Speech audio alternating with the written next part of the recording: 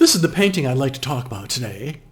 It is a mother and child scene titled The Rest on the Flight into Egypt.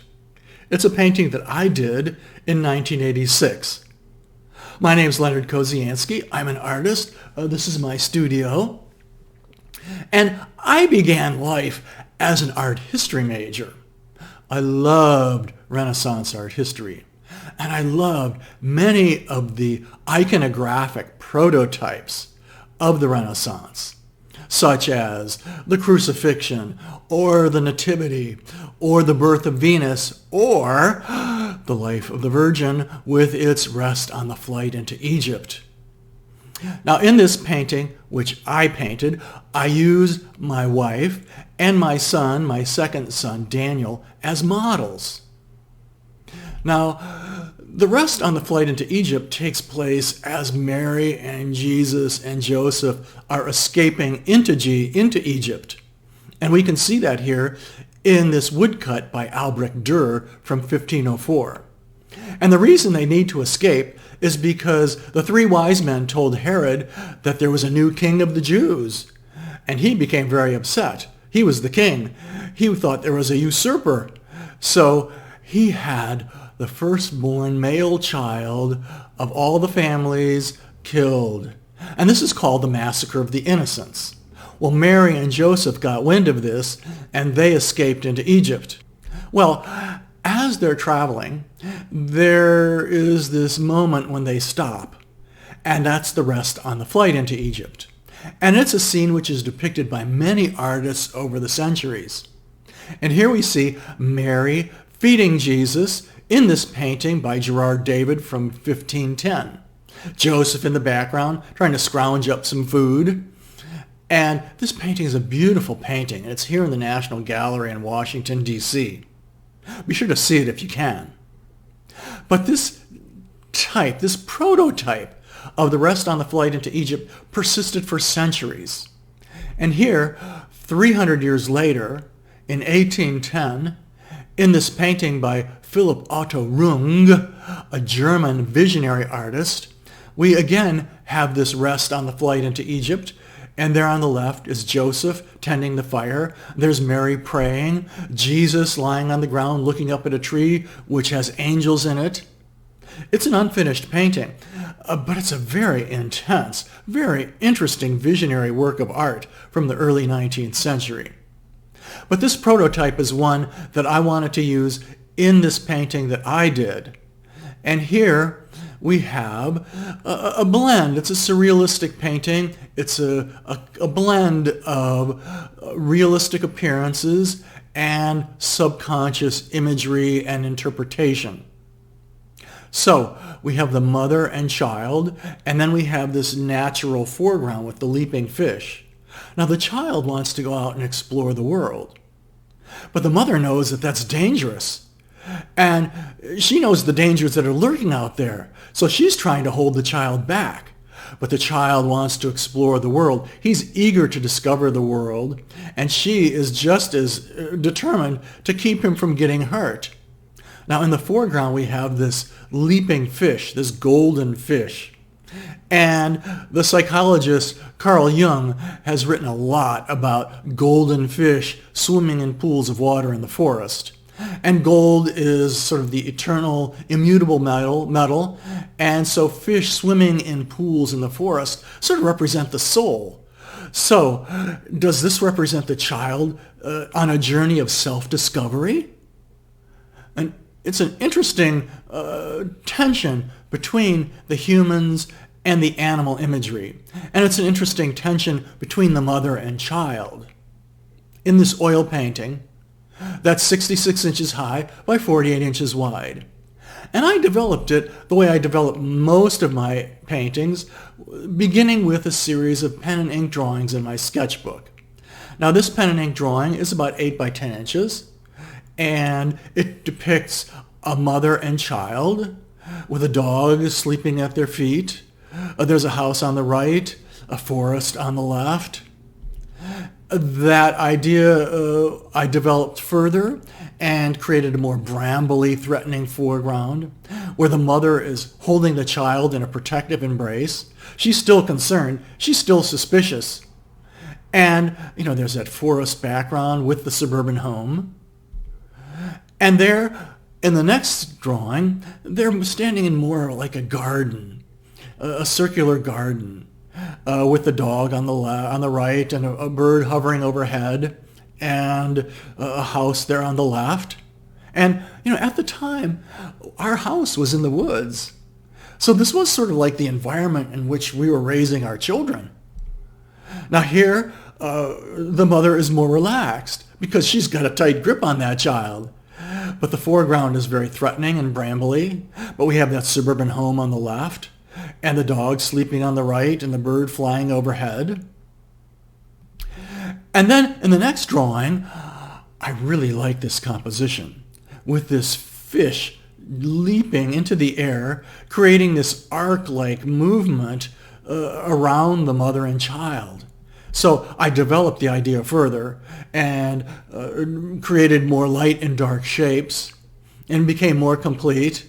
And then that led to this drawing, which would be the basis for my painting. And here the mother is very concerned and the child is sort of stepping forward and she's trying to hold the child back. And that fish in the foreground is jumping after a dragonfly. That's a very threatening kind of foreground. And the brambles have turned into reeds. So that became the basis for this painting, The Rest on the Flight into Egypt, which I completed in 1986. Again, it's 66 high by 48 inches wide, oil on canvas. And it's a surrealistic work because it's a visionary work. I painted it from my imagination. But I used my wife and my son, my second son, as models. Now, at this time, he's 18 months old, and now he's 38 and has children of his own. This painting was also interesting technically because I relied on some art historical precedents to help me with this. Notice that the trees in the background and the bushes in the background are very abbreviated. They're not at all detailed. They're just sort of blocked in with brown and black. I've just indicated the shapes with brush strokes. And I haven't put much detail at all into the leaves. And that's based on the art historical precedent set by Thomas Gainsborough in his portraits, his English portraits from the late 18th century, where he would have very detailed portraits, but the backgrounds were very abbreviated, just blocked in with a few brushstrokes, very simple, so that there was a contrast between the figure and the background, allowing us to focus our attention on the figure. And that's what I wanted to do here, was to have our attention on the figure and on the fish rather than on the leafy trees in the background. But I also wanted the scene to be lit by sunlight. And so that meant that I had to use color to help indicate that this was sunlight shining on the scene. Now the sunlight is a warm light. It's an intense, very bright, but it's sort of a yellow-orange light. So if we're going to be painting a scene that's illuminated by the sun, then we have to have lighted areas that are a little bit warmer and shadow areas that are a little bit cooler because they're illuminated by the sky, which is blue. So it's sort of like warm lights and cool shadows. Actually, it's lights that are a little bit warmer, shadows that are a little bit cooler. Lighter, darker versus warmer and cooler. Not hot and cold, just a little warmer and a little cooler. And we can see that in this blurred out picture, so that I blurred it out so that we could focus on the color. And notice that on the fish and on the reeds, the lighted areas are a little warmer, the shadow areas are a little cooler in color. And what I mean by warmer and cooler, we can see in this color wheel here, where the red, the oranges, yellow-orange, is the warm side of the color wheel, and the blue, blue-violet, blue-green are the cool side of the color wheel. And red-violet is sort of somewhere in between. Now, it's cooler than the oranges, but it's not exactly a cold color. And here I've taken a couple of swatches from my painting, and you can see the warmer, lighted side of the fish versus the cooler, darker side of the fish. And let's see that in the picture itself. Again, this blurred out photograph, the lighted side is warmer, the shadow side is cooler, and that helps to create this appearance of sunlight shining on the scene. Now, this scene also has a very curious depiction of water. It's a very surreal and symbolic depiction of water. It's almost like the water is syrupy and is trying to hold the fish back, or it's waiting to suck the fish back down into it. This depiction of the water, this very surreal, symbolic depiction of water, is influenced strongly by a photographic prototype from 1937.